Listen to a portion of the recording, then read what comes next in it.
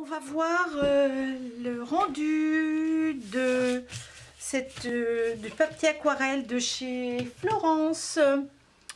C'est le papier aquarelle Intense White Florence Water Popper de chez Vaesen Creative. Donc c'est du 200 grammes. Et voilà, donc je voulais voir le rendu à côté de mon papier canson 300 grammes que j'utilise habituellement.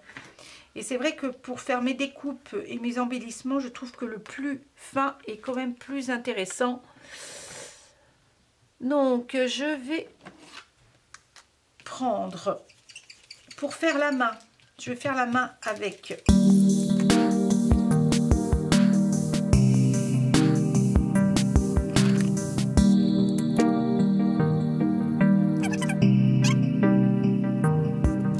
Alors j'ai mis du rose et du beige, mais très pâle, hein. C'est mes Tombow. Alors du rose et du beige, c'est mes crayons aquarelles de chez Tombow. Et j'ai pris le 990 et le 761. Donc c'est un rose très très pâle et un beige très très pâle aussi. Et je les ai mis ensemble. Et je trouve que le rendu est assez sympa.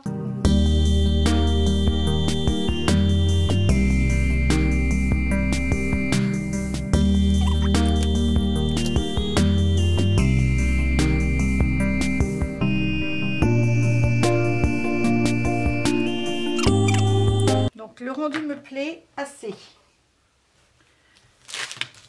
Donc j'essuie. Donc je vous ai déjà dit mes mélanges de couleurs sur une feuille de classeur transparente où j'ai mis une feuille de papier blanche. Comme ça, je vois quand je mets une couleur sur mon papier, je vois la couleur que ça va rendre. Parce que si je mets juste sur du papier transparent, je ne vais pas voir la couleur. Je ne vais pas voir ma couleur forcément. Donc sur du papier blanc, ça va se voir. Et en plus, comme ça permet que je nettoie à chaque fois. Ça fait très très longtemps que j'ai ça et que j'ai trouvé l'idée. Je trouve ça assez bien. Je vais le mettre en bleu. Je vais faire un bleu bleu, je sais pas. Bleu bleu bleu bleu bleu bleu.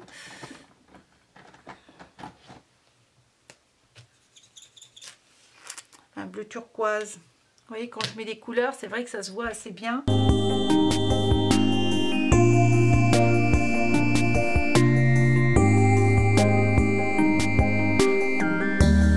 Alors, je vous l'ai déjà dit, quand on utilise des feutres aquarelles ou de l'aquarelle et que l'on veut tamponner, il faut utiliser la Versafine. C'est une encre qui est spéciale aquarelle, hein.